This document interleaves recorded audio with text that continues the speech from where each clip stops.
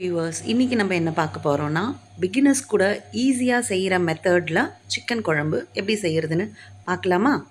அதுக்கு முதல்ல கடாய் வச்சுக்கோங்க. அதில் கொஞ்சம் எண்ணெய் போட்டுக்கோங்க. பட்டை லவங்கம் சோம்பு போட்டுக்கோங்க. வெங்காயம் போட்டுக்கோங்க.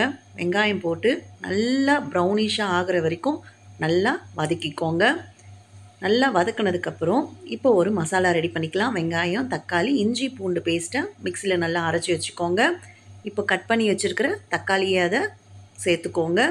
நல்லா வதக்கிக்கோங்க. தக்காளியும் வெங்காயமும் நல்லா பிளெண்ட் ஆகி வதங்கணும். நெக்ஸ்ட்டு அரைச்சி வச்சுருக்கிற அந்த பேஸ்ட்டையும் இதிலே கலந்துக்கோங்க. பச்சை வாசனை போகிற வரைக்கும் நம்ம வதக்கிக்கோங்க. அதில் கொஞ்சம் மஞ்சத்தூள், காரத்துக்கு ஏற்ற மாதிரி மிளகாத்தூள் அதில் சேர்த்துக்கோங்க.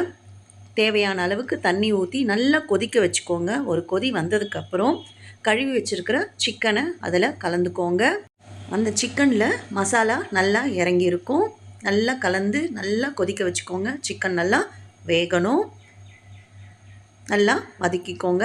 இப்போ கொஞ்சம் கரம் மசாலா அதில் சேர்த்துக்கோங்க. நல்லா கொதிக்கட்டும். நல்லா மூடி போட்டு நல்லா கொதிக்க வச்சுக்கோங்க. இப்போ கொஞ்சம் பெப்பர் போட்டு கலந்துக்கோங்க. தேவையான அளவுக்கு போட்டுக்கோங்க. கொத்தமல்லி கறிவேப்பிலை போட்டு நல்லா கலக்கி விட்டுக்கோங்க. அவ்வளோதான், நம்மளோட ஈஸியான சிக்கன் குழம்பு ரெடி.